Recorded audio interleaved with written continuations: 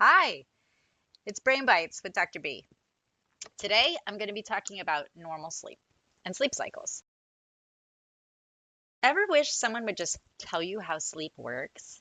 You help your clients all the time with their sleep issues. Some people complain that they have really bad insomnia, but maybe it's not as bad as they think. Sometimes just explaining what is and isn't normal part of sleep can help people feel more comfortable about the sleep that they do get. So let's jump right in. So let's start with how many hours people need of sleep.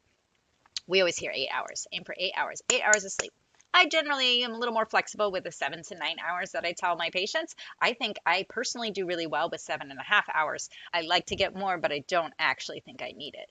But how many hours of sleep you need, which is partly dictated by genetics, is going to be really variable from person to person. It's like, do people wear the same size shoe or have the same size waist? These things all have variations, and so some people need much less sleep, but in general the recommendation is 7 to 9 hours. So there are two different things that we look at as part of the homeostatic process of sleep.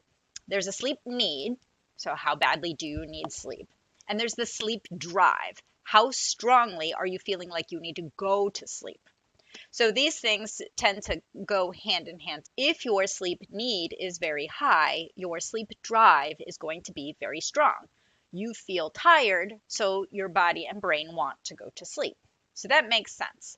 So if you're not feeling tired, if you're not exhausted during the day, or your clients are not feeling like they can't make it, they're probably getting the right amount of sleep and their sleep need is being met. And that's the goal. So it is normal to have a dip at certain points during the day, and that's part of your circadian rhythm.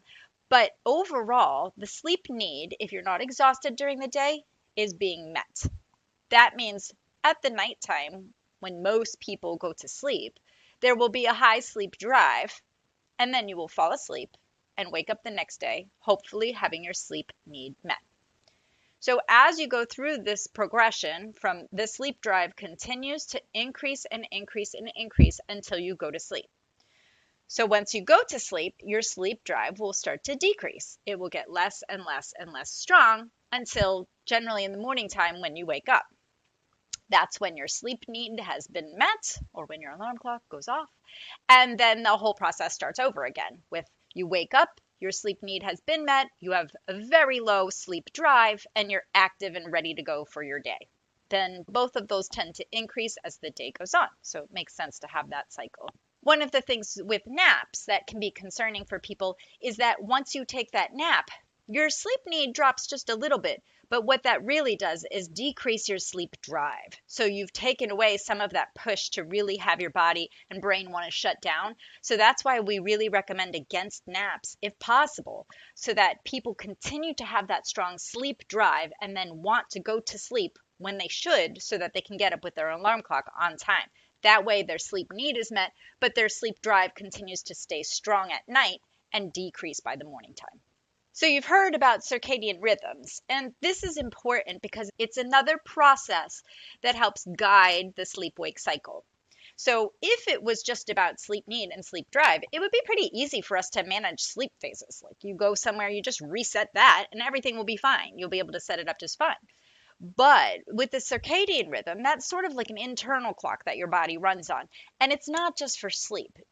A lot of hormonal things are also related to your circadian rhythm. So there's a bunch of different bodily processes that are taking place on this same schedule. So just affecting your sleep doesn't affect these other processes. So for example, urine production, which is increased during the day and decreased when you're asleep. If you mess with your sleep drive and your sleep need, it doesn't necessarily shift some of that other stuff in your circadian rhythm. So you may get up to pee way more often if you're trying to sleep outside of your circadian rhythm. So that can kind of affect the way things go with sleep as well.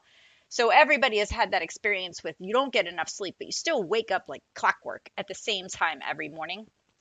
Part of that is your circadian rhythm. Your body is just tuned into that time, and a lot of that is based on information from your retina, which is actually part of your brain. So circadian rhythms also vary from person to person, and they are impacted quite a bit by genetics. that's where we're talking about like the larks, the people who are morning people and like to get up in the morning. And then there are night owls who have a shifted cycle where they want to be up much later and get up much later. And then a lot of people are somewhere in between. So this can also change throughout your life. But in general, you have a certain tendency, and that's where your circadian rhythm lies. And like I mentioned before, there is a natural dip for most people's afternoon, whenever that falls in your personal circadian rhythm. But later in the day, there is a dip before it goes back up again. And that's when people often feel tired for a little while or may want to take a nap. Ideally, the sleep need and sleep drive aligns with the circadian rhythm. So at the time that your body is getting all the signals that it's time for it to rest, you're also feeling that push that it's time to sleep and your body wants to rest so it can reset for the next day. So I'm going to talk a little bit about the different sleep stages. So there are 4 rhythmic stages of sleep. So 3 of them are non-REM sleep, and 1 of them is REM sleep. And then that cycle continues with some brief awakening in between each set of these cycles. So the way these different non-REM stages are delineated is from patterns of brain activity on EEG. The deepest sleep has the slowest frequency for the brain activity. The first stage has more activity, and then it continues to decrease as the sleep gets deeper and deeper. When you have non-REM sleep, the brain is resting and quiet. It's kind of off, not really, but it's not doing nearly as much in your brain, but your body can move around. So you can toss and turn. It's not paralyzed. It's not shut down. So the body is active, but the mind is still. Then when you're in REM sleep, that's the rapid eye movement sleep, then that is when the body is paralyzed and shut down, but the mind is very active, and you can see people's eyes moving underneath their eyelids. So that's considered being a very busy mind with a lot of activity, and it usually falls between the non-REM stage 1 and being awake. So it's a pretty active spot for your brain. Most of these cycles, the whole entire thing from the beginning to end, is about 90 to 110 minutes. And then you'll awake, and then you'll go back to sleep and do it again. As the night goes on, there's usually less deep sleep and more REM sleep. One of the things with these normal awakenings, people don't necessarily remember them.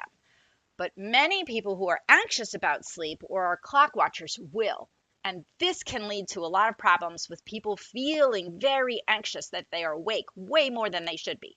So sometimes just telling your clients or even telling yourself that it's normal to wake up multiple times during the night and be able to go back to sleep and to calm themselves down, that this is a regular part of normal sleep cycles.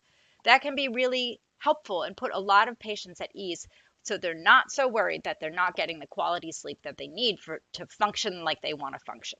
One of the other things that I worry about with my patients when they have clock watching and a lot of anxiety around sleep is something that we call sleep misperception. So oftentimes when you do have this light sleep or you have REM sleep, there's a little bit of waking.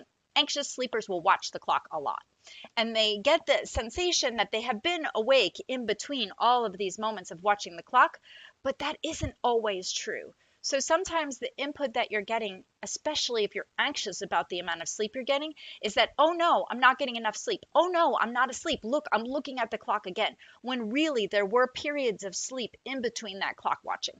Now that's not the case for everyone, but for a lot of people, that's really what's going on. So some of it, they feel like they're really not getting enough sleep and they're very anxious about it, but they are getting much more sleep than what they think they are. So that's something that can also, sometimes if people are made aware of this, it really does help them feel a little bit more ease. Like, okay, that feels better. I am getting more sleep than I think I am. It's just my mind playing tricks on me.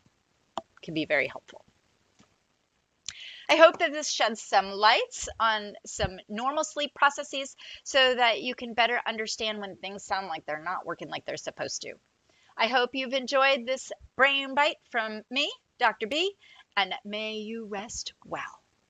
Until next time.